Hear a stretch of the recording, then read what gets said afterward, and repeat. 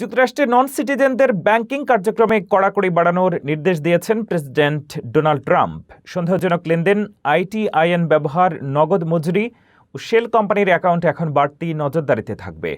নতুন নীতির প্রভাব পড়তে পারে লাখো অভিবাসী ও ব্যাংক গ্রাহকের উপর। যুক্তরাষ্ট্রের নন সিটিজেনদের ব্যাংকিং কার্যক্রমে বাড়তি নজরদারির নির্দেশ দিয়েছেন প্রেসিডেন্ট ডোনাল্ড ট্রাম্প। মঙ্গলবার জারি করা এক নির্বাহী আদেশে ব্যাংকগুলোকে সন্দেহজনক আর্থিক লেনদেন শনাক্তে আরও কঠোর হওয়ার কথা বলা হয়েছে। তবে আগের আলোচিত প্রস্তাবের মতো গ্রাহকদের নাগরিকত্বের তথ্য সংগ্রহ বাধ্যতামূলক করা হয়নি।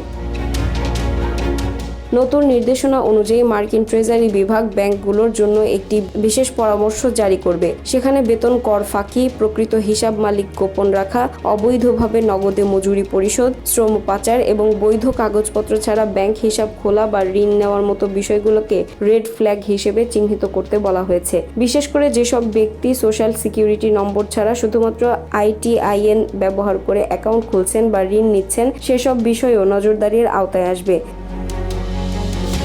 এছাড়া শেল কোম্পানির নামে অ্যাকাউন্ট খোলা, ঘন ঘন নগদ অর্থ উত্তোলন কিংবা বেতন গোপনে পরিশোধের জন্য নির্দিষ্ট প্ল্যাটফর্ম ব্যবহারের ঘটনাগুলোকেও সন্দেহজনক হিসেবে বিবেচনা করা হবে। ব্যাংক খাতের কর্মকর্তারা আগে সতর্ক করেছিলেন, গ্রাহকদের নাগরিকত্ব বা অভিবাসন ব্যবস্থার যাচাই বাধ্যতামূলক করলে তা অত্যন্ত ব্যয়বহুল ও জটিল হয়ে উঠবে। এতে লাখো মানুষ ব্যাংকিং সেবার বাইরে চলে যেতে পারেন বলেও আশঙ্কা প্রকাশ করা হয়েছে।